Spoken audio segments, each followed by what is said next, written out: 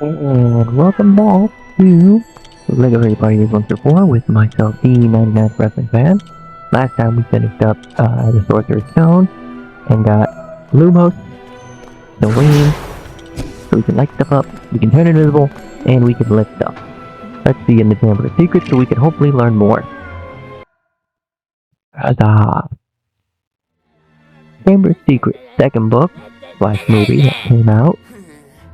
Personally, it's my favorite of the movies, but it's also like the last movie, right before Christopher Columbus Chris Columbus, the director of them, dipped out and focusing on other projects, and then eventually in the third movie, I believe it was David Yates took over directing, and a whole new team of producers came on and they started changing everything.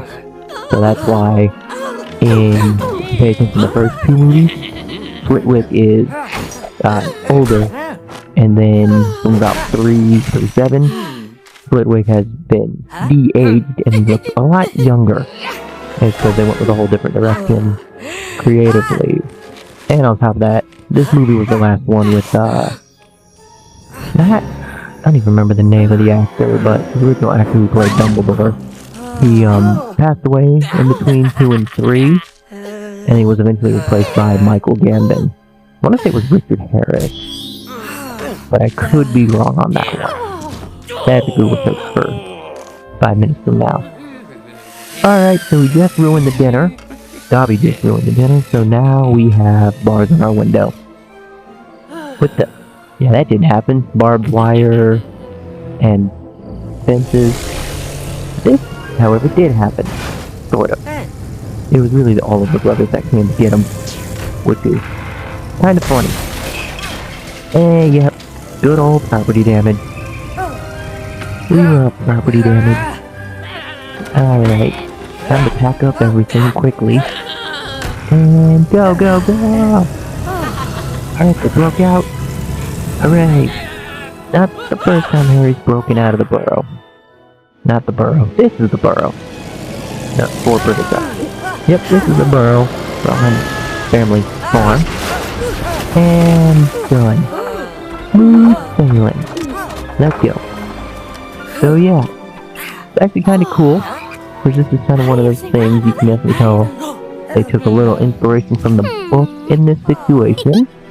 Not entirely, but so like, yeah, this still follows the movie, but like that little guy that I am about to levitate eventually, this guy right over here. So these are gnomes. In the book, one of the things they had to do while Molly cooked up a quick first breakfast for them, because it's one of those things, they snuck out at 10, got home at like 6, so he's like, I'll get the food, we do a couple chores, and then come back down for when your father gets home, because he was on the night shift. But those are no. Basically, there's no way to get rid of them humanely.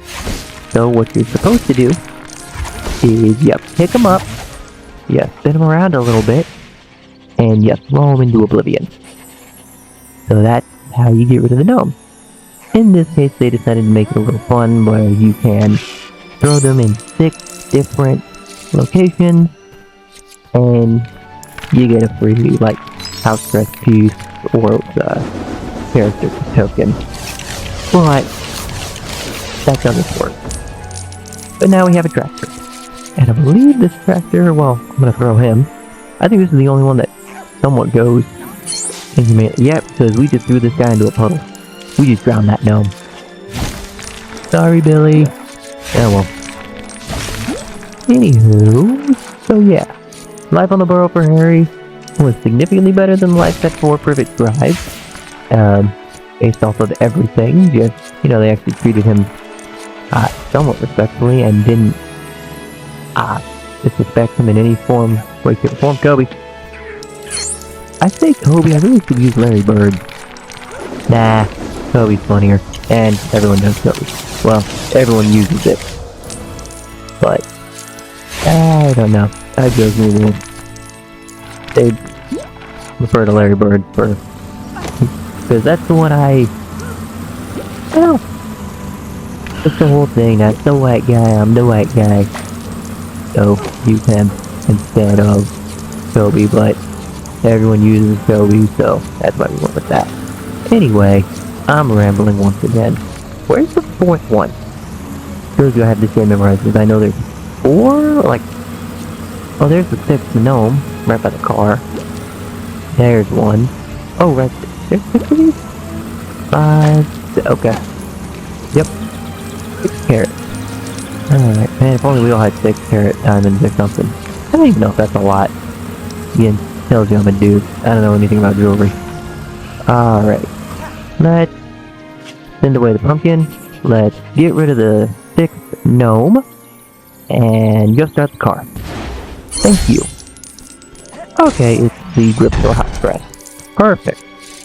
Alright, now let's figure this out. In reality, the funny thing is it's like, wow, is this all required? No, this is all bonus stuff. The only thing I really have to do is go into the house to move on to the level. But the problem is this is where I hide all the good stuff. And you can get a good amount of money if you destroy just about everything. And I like to get all the money I can in the levels. That makes life a little easier. Oh, there's 7 carrots. Yeah, well, we already took care of 3 and the other 4 are over here. So we're all good there. I guess I miscounted one of them when I ran it over. Ah, well. So that's number 5, 6, and number 7. Again, I can't do anything with that big patch over there, but I will take the Hufflepuff crest piece. Alright, let's get in the house. Into, honestly, probably the coolest wizard house we will see in this game. Also, like the only wizard house we'll see in this game. But that's not the important thing.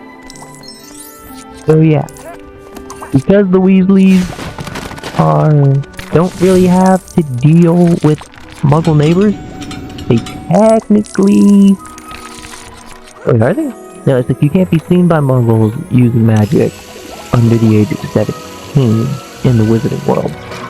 However, I think the Weasleys are allowed in sort of an exception type rule. It's like, as long as they're not seen by the Muggles, they're by Muggles, or regular humans, mortals, whatever words you want to use. They're good. And they even do stuff like that, like they have Quidditch practice, but they have like a hedge and they can't go higher than the hedge, and all of that.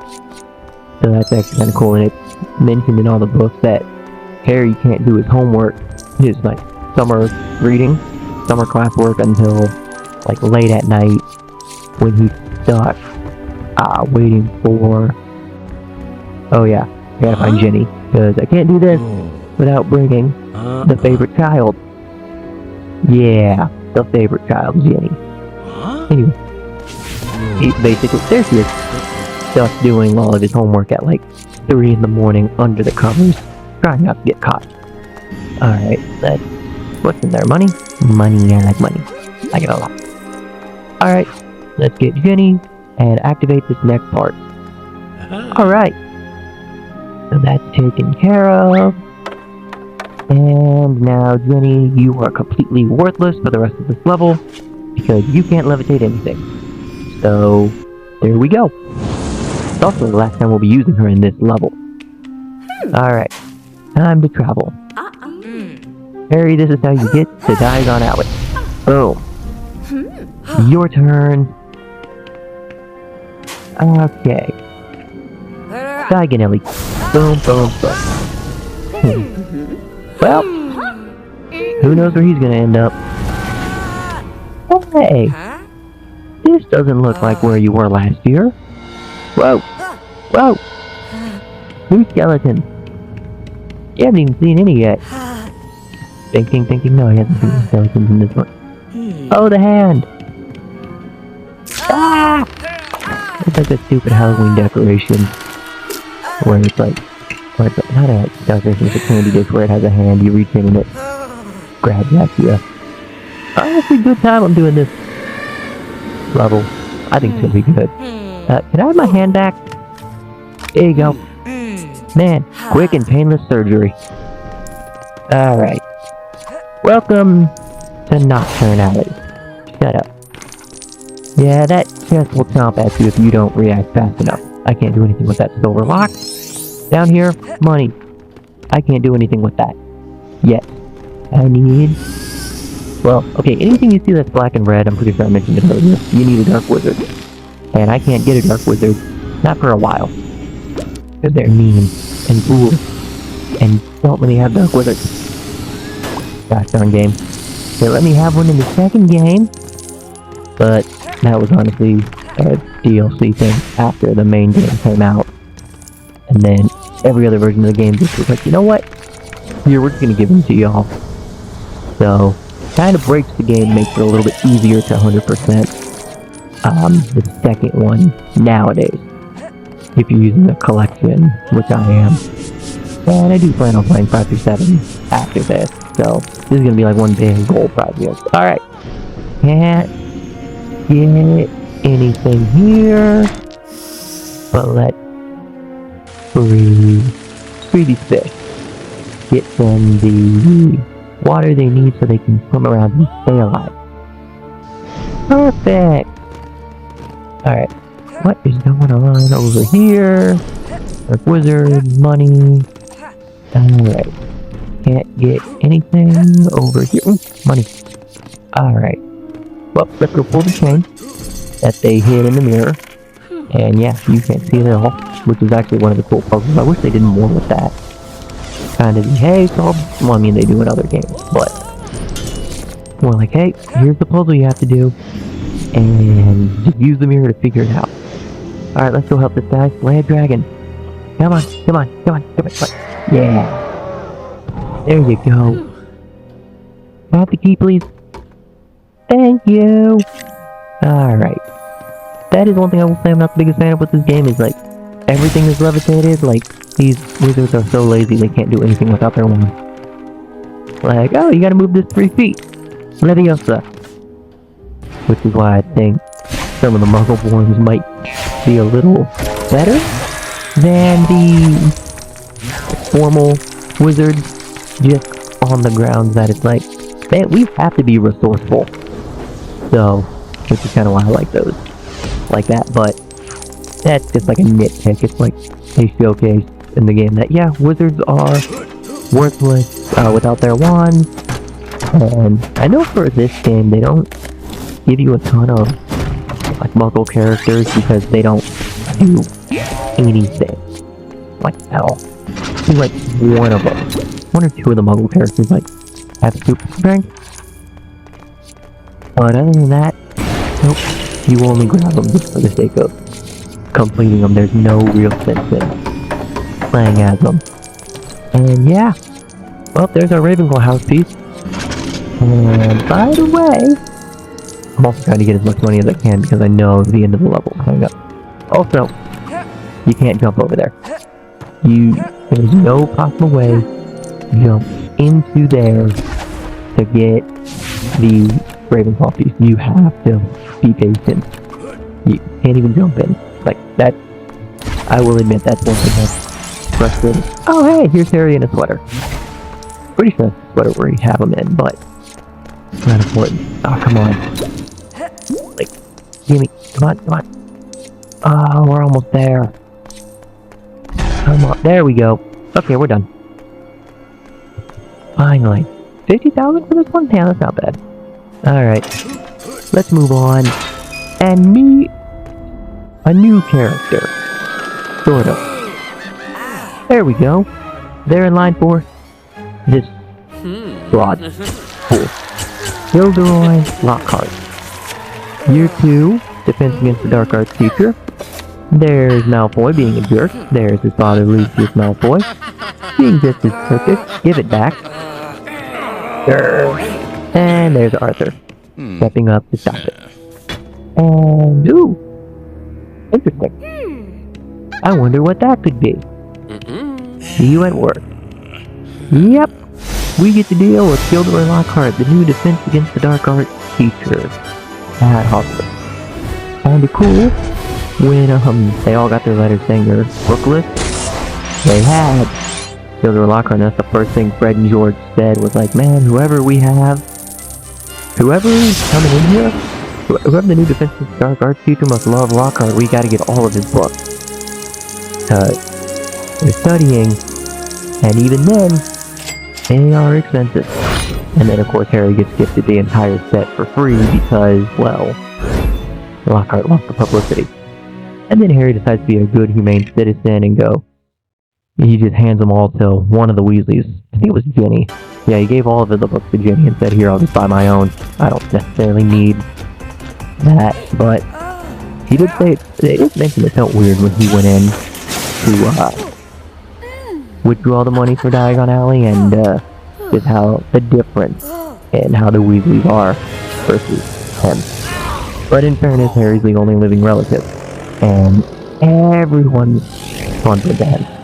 So there was no will, so you go to the closest nearly the only living relative. So that's why he got loaded. Alright. So yeah, as you can see, they missed the train. They then flew to Hogwarts. They did not, however, crash into the tower. They did crash into the Whomping Willow that proceeded to defend its turf. And yep, that's when the car kicked them out. And went off to the forest. Well, a good sign. Ron's wand is officially broken. Now, sneak into the castle. Well, they didn't sneak into the castle. Instead, they get caught by Snape, who immediately berates them for how they got to Hogwarts. McGonagall in the book berates them as well, and lets them go. Basically saying, look, you were kids, you didn't know what to do, but don't let it happen again. And one thing they don't show is the car does have an invisibility function, so in a way they don't be seen, but they got seen by, like, according to Snape, it was 7. Well, no less than 7, so yeah. Anyway, can't do anything with those pixies right now. Can't do anything with that chest right now. What am I supposed? Can you, like, thank you? That's what I needed. You student, don't you fire back. You jerk. You got in my way first. Alright. One thing that is annoying, and you might not be able to hear it, but at least I know you can hear it when you're playing the game through the controller, is the fact it shines. Like there's a little shimmering sound effect when there's collectibles nearby that you can see, such as the 2 tokens up there.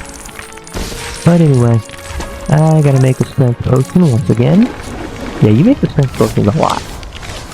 Not as much as you make another potion that we'll be making later on in this movie.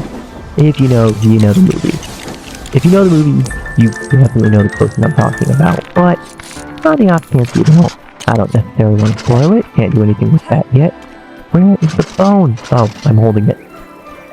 Alright.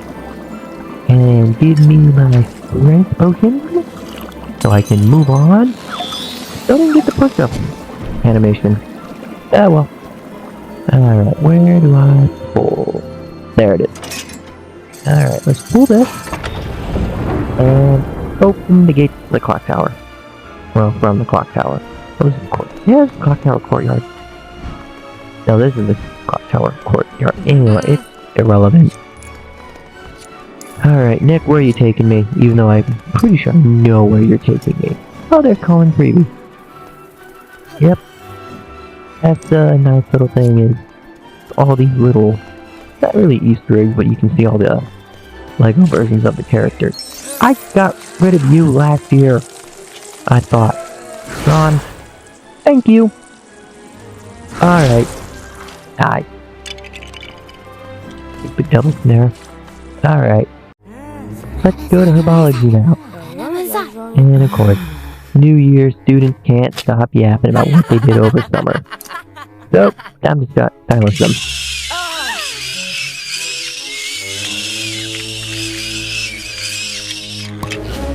You gotta love the mandrakes. They took care of all of that. Mandrakes, get yourself a pair of earmuffs. Do I get fun ones? Nope. So, these are the basic ones. It's just like green spots. Occasionally, I know if you're playing as a female character, So if I win it with Hermione, there will be gold brick.